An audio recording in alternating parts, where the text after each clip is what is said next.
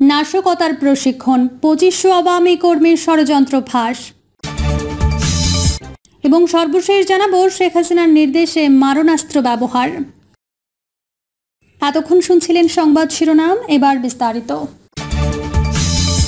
নাশকতার প্রশিক্ষণ 2500 আওয়ামী কর্মীর ষড়যন্ত্র ফাঁস।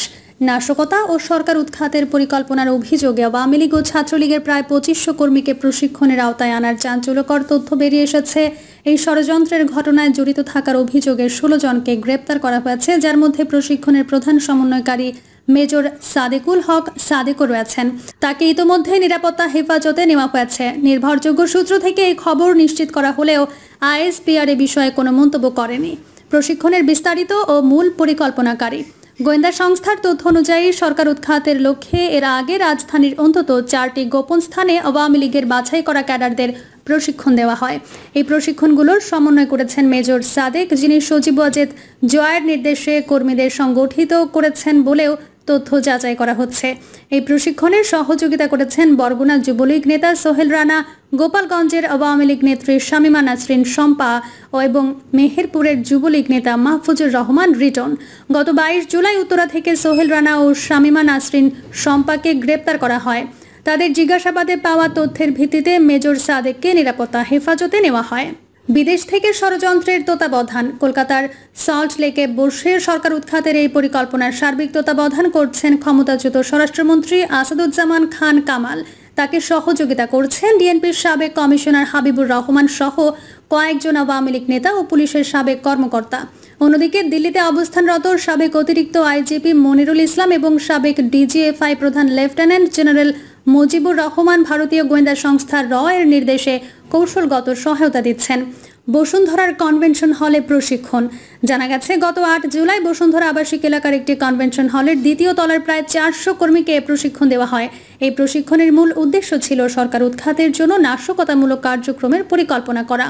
প্রশিক্ষণ চলাকালীন কর্মীদের অনলাইনে গুজব ছড়ানো, অপরিচিত প্ল্যাটফর্মে যোগাযোগ করা এবং শেখ হাসিনার নির্দেশ পেলে সশস্ত্র অবস্থায় রাস্তায় নামার কৌশল শেখানো হয়।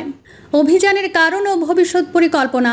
আমার দেশ পত্রিকার গত 28 জুলাই প্রকাশিত দেশ জুড়ে আওয়ামী নাশকতার ছক শীর্ষক সংবাদে এই ষড়যন্ত্রের বিষয়টি ফাঁস হয়, যা দেশ জুড়ে তোলপাড় সৃষ্টি করে। এরপরে আইন শৃঙ্খলা রক্ষাকারী বাহিনী অভিযান জোরদার করে এবং 16 জনকে গ্রেপ্তার করে। গোয়েন্দা সংস্থাগুলো জানিয়েছে, আগামী 5 আগস্টকে ঘিরে নাশকতা এবং গুজব ছড়িয়ে শাহবাগ দখলের পরিকল্পনা করেছিল আওয়ামী লীগ।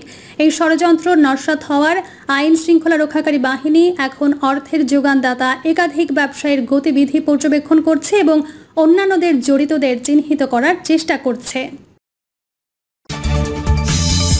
শেখ হাসিনার নির্দেশে মারণাস্ত্র ব্যবহার। জুলাই আন্দোলনের সময় পুলিশের মহাপরিদর্শক হিসেবে দায়িত্ব পালন করা চৌধুরী আবদুল্লাহ আল মামুন নিজের দোষ স্বীকার করে আদালতে জবানবন্দি দিয়েছেন। এই সময় তিনি আন্দোলন দমানোর জন্য সরকার, পুলিশ, সেনাবাহিনী সহ কার কি ভূমিকা তা তুলে ধরেছেন। তার জবানবন্দিতে উঠে এসেছে অনেক চাঞ্চল্যকর তথ্য। চলতি বছরের 24 মার্চ ঢাকার অতিরিক্ত chief metropolitan magistrate Mohammad Zakir হোসাইনের আদালতে বিবেকের তাড়নায় স্বেচ্ছায় জবানবন্দি দেওয়ার সিদ্ধান্ত নিয়েছেন বলে দাবি করেন চৌধুরী আবদুল্লাহ আল মামুন। বিচারক জবানবন্দি নেওয়ার আগে তাকে ভাবতে 2.5 ঘন্টার সময় দেন। স্বরাষ্ট্রমন্ত্রীর বাসায় কোর কমিটির বৈঠক থেকে আন্দোলন দমানোর চেষ্টা। জবানবন্দিতে সাবেক আইজিপি মামুন বলেন, আন্দোলন দমনের জন্য স্বরাষ্ট্রমন্ত্রী আসাদুজ্জামান খান কামালের বাসায় 19 জুলাই থেকে প্রায় প্রতিদিন রাত 8টা থেকে 9টার দিকে নিয়মিত কোর কমিটির মিটিং হতো। আমি কোর কমিটির সদস্য ছিলাম। সেখানে সচিব জাহাঙ্গীর, অতিরিক্ত সচিব টিপু সুলতান, রেজা মোস্তাফা, এসবি প্রধান মনিরুল ইসলাম, ডিবি প্রধান হারুনুর রশিদ, র্যাবের DG Harunur Rashid, DMP commissioner Habibur Rahman, বিজিবির DG major general Ashrafuzzaman Siddiqui, আনসারের DG major general AKM Aminul Haque, এনটিএমসির DG major general Ziaul Ahsan এবং ডিজিএফআই প্রধান উপস্থিত থাকতেন। কোর কমিটির একটি বৈঠকে বৈষম্য বিরোধী আন্দোলনের সমন্বয়কদের আটকের বিষয়ে সিদ্ধান্ত হয়। আমি এর বিরোধিতা করি, কিন্তু স্বরাষ্ট্রমন্ত্রীর সিদ্ধান্তের পরিপ্রেক্ষিতে তাদের আটক করা হয়। ডিবির হারুনের সঙ্গে স্বরাষ্ট্রমন্ত্রীর গভীর সম্পর্ক ছিল। স্বরাষ্ট্রমন্ত্রী হারুনকে জিন নামে ডাকতেন। তিনি হারুনকে খুব কর্মতৎপর এবং সরকারের সিদ্ধান্ত বাস্তবায়নে খুব কার্যকর মনে করতেন। আন্দোলন দমনের উদ্দেশ্যে এক পর্যায়ে হেলিকপ্টারের মাধ্যমে নজরদারি, গুলি এবং ভীতিকর পরিবেশ সৃষ্টির উদ্দেশ্যে গোপন পরিকল্পনা করা হয়। তবে পুলিশ প্রধান হিসেবে আমি ওই কার্যক্রমের সঙ্গে যুক্ত ছিলাম না। শেখ হাসিনার নির্দেশে মারণাস্ত্র ব্যবহার। মামুন তার জবানবন্দিতে বলেন, আন্দোলন দমনে মারণাস্ত্র ব্যবহার এবং আন্দোলন প্রবণ এলাকায় ব্লক রেডের সিদ্ধান্ত হয় রাজনৈতিকভাবে। স্বরাষ্ট্রমন্ত্রী নিজে আমাকে জানান যে প্রধানমন্ত্রী শেখ হাসিনার নির্দেশনার পরিপ্রেক্ষিতে আন্দোলন দমন করার জন্য লেথাল উইপন ব্যবহারের সিদ্ধান্ত হয়। এ সময় আমার সম্মুখে অতিরিক্ত ডিআইজি প্রলয় জোয়ারদার উপস্থিত ছিলেন। ডিএমপি কমিশনার হাবিবুর রহমান এবং ডিবি প্রধান হারুনুর রশিদ লেথাল উইপন ব্যবহারে অতুৎসাহী ছিলেন। এরপর 18 জুলাই ডিএমপি কমিশনার হাবিবুর রহমান প্রকাশ্যে চাইনিজ রাইফেল ব্যবহার করে গুলি করার নির্দেশ দেন।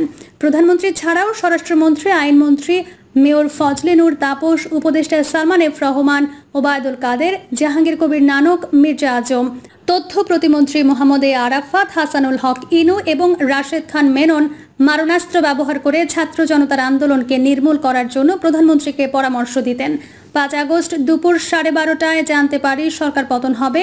4 আগস্ট বেলা 11টায় গণভবনে প্রধানমন্ত্রীর সঙ্গে আমাদের বৈঠক হয়। সেখানে আইনমন্ত্রী, স্বরাষ্ট্রমন্ত্রী, 3 বাহিনীর প্রধান এবং আমি সহ নিরাপত্তা সংক্রান্ত জাতীয় কমিটির বৈঠক হয়। গোয়েন্দা প্রতিবেদন জানায় যে আন্দোলন গুরুতর পর্যায়ে চলে গেছে, তা দমন করা প্রয়োজন। ওই মিটিংয়ে থাকা অবস্থায় পরিস্থিতির দ্রুত অবনতি ঘটতে থাকে। পরে বৈঠক মুলতবি করা হয়। 4 আগস্ট রাত 10টায় হঠাৎ প্রধানমন্ত্রী গণভবনে বৈঠক ডাকেন। কিভাবে 5 আগস্টের গণজমায়েত দমন করা যায় তা নিয়ে কথা হয়। প্রায় 30 মিনিট বৈঠক শেষে আমরা সেনাবাহিনীর অপারেশন কন্ট্রোল রুমে চলে যাই। 3 বাহিনীর প্রধান, major general Mujib, DG, RAB, গোয়েন্দা বাহিনী, ডিএমপি কমিশনার ও আমি নিজে ছিলাম। সেখানে ফোর্স মোতায়েন নিয়ে কথা হয়। বৈঠক রাত 12:30টার দিকে শেষ হয়। বৈঠকে ঢাকা শহর, ঢাকার প্রবেশ মুখে কঠোর অবস্থান নেওয়ার সিদ্ধান্ত হয়। পরদিন 5 আগস্ট সকাল 10টা পর্যন্ত ঢাকার ভেতরে আমাদের পুলিশের শক্ত অবস্থান ছিল। ঢাকার প্রবেশ মুখে উত্তরা যাত্রাবাড়ি এলাকায় লাখ লাখ মানুষ জড়ো হয়। আমি তখন পুলিশ হেডকোয়ার্টারে অবস্থান করি। ডিএমপি কমিশনার সহ ঢাকার গুরুত্বপূর্ণ পুলিশ অফিসাররা কন্ট্রোল রুমে ছিলেন। সেখান থেকে তারা নির্দেশনা দেন। বেলা 11টার দিকে উত্তরা থেকে লাখ লাখ লোক ঢাকার ভেতর আসতে শুরু করেন। তখন জানতে পারি সেনাবাহিনী জনতাকে বাধা দেয়নি। সেনাবাহিনীর মাঠ পর্যায়ের অফিসার এবং ফোর্স আন্দোলনের পক্ষে অবস্থান গ্রহণ করে। এর ফলে জনগণের গণভবনমুখী জনস্রোতকে আটকানো সম্ভব হয়নি। আমি দুপুর 12:30 থেকে 1টার মধ্যে বুঝতে পারি সরকার পতন হবে, প্রধানমন্ত্রী ক্ষমতা ছেড়ে দেবেন। এটা আমি এসবির মাধ্যমে জানতে পারি। গুম বা ক্রস ফায়ারের নির্দেশনা সরাসরি আসতো প্রধানমন্ত্রীর দপ্তর থেকে। প্রধানমন্ত্রীর দপ্তর থেকে রাজনৈতিক ভিন্ন মতাদর্শীদের গুম ও ক্রস ফায়ারের নির্দেশনা আসতো বলে জবানবন্দিতে জানিয়েছেন মামুন। এই কাজটি করত র্যাব। মামুন বলেন, আমি 2020 সালের 14 এপ্রিল থেকে 2022 সালের 30 সেপ্টেম্বর পর্যন্ত র্যাবের মহাপরিচালক ছিলাম। মহাপরিচালক থাকার কারণে আমি জানি টিএফআই সেল র্যাবের সদর দপ্তরের অধীনে পরিচালিত হতো। এটি অবস্থান উত্তরার র্যাব 1-এর কম্পাউন্ডের ভেতরে। এছাড়া র্যাবের বিভিন্ন ইউনিটের অধীনেও আলাদা সেল বা বন্দিশালা ছিল, যেগুলো সংশ্লিষ্ট র্যাব ইউনিটগুলির প্রধানদের অধীনে পরিচালিত হতো। র্যাব কর্তৃক রাজনৈতিক ভিন্ন মতাবলম্বী এবং সরকারের জন্য হুমকি হয়ে ওঠা কোনো ব্যক্তিকে তুলে আনা, জিজ্ঞাসাবাদ, নির্যাতন এবং গোপন বন্দিশালায় আটক রাখার বিষয়টি র্যাবের ভেতরে একটা কালচার হিসেবে বিবেচিত হতো। তবে এই কাজগুলো প্রধানত র্যাবের এডিজি এবং র্যাবের গোয়েন্দা বিভাগের পরিচালকরা সমন্বয় করতেন। র্যাব কর্তৃক কোনো ব্যক্তিকে উঠিয়ে আনা বা গুম করার নির্দেশনা বা ক্রস ফায়ারে হত্যা করার মতো সিরিয়াস নির্দেশনাগুলি সরাসরি প্রধানমন্ত্রীর দপ্তর থেকে আসতো বলে শুনেছি। আমার সময় আমি এ ধরনের আদেশ পাইনি। কিছু কিছু নির্দেশনা সামরিক উপদেষ্টা তারেক সিদ্দিকের পক্ষ থেকে আসতো বলে জানতে পারি। মামুন বলেন, র্যাবের আলেপ উদ্দিন ও মহিউদ্দিন ফারুকিকে আমি চিনতাম। আলেপ প্রথমে নারায়ণগঞ্জের র্যাবে ছিল। পরবর্তী সময়ে র্যাবের এডিজির প্রস্তাবে তাকে র্যাব ইন্টেলিজেন্সে পদায়ন করা হয়। গুম সহ বিভিন্ন অপেশাদার কর্মকাণ্ডের ক্ষেত্রে আলেপের বিশেষ দক্ষতার জন্য তাকে র্যাবের অফিসাররা পছন্দ করতেন। পুলিশ অফিসারদের মধ্য থেকে সে বিশেষ কুখ্যাতি অর্জন করেছিল। কাউকে উঠিয়ে আনা, গুম করে রাখার মতো বিষয়গুলো প্রধানমন্ত্রীর নিরাপত্তা উপদেষ্টা তারেক সিদ্দিকী সরাসরি গোয়েন্দা কর্মকর্তাদের মাধ্যমে বাস্তবায়ন করত। রাতের ভোটের পরামর্শ দেন জাবেদ পাটোয়ারি। 2018 সালের নির্বাচনের সময় আমি ডিআইজি ঢাকার রেঞ্জ হিসেবে কর্মরত ছিলাম। তৎকালীন আইজিপি জাবেদ পাটোয়ারি সাবেক প্রধানমন্ত্রী শেখ হাসিনাকে রাতের বেলায় ব্যালট বাক্সে 50% মতো রাখার পরামর্শ দেন বলে শুনেছি। প্রিয় দর্শক, এই ছিল এখনকার সর্বশেষ সংবাদ। আপডেট সব সংবাদ পেতে চ্যানেলটি সাবস্ক্রাইব করে বেল আইকনটি ক্লিক করে রাখুন।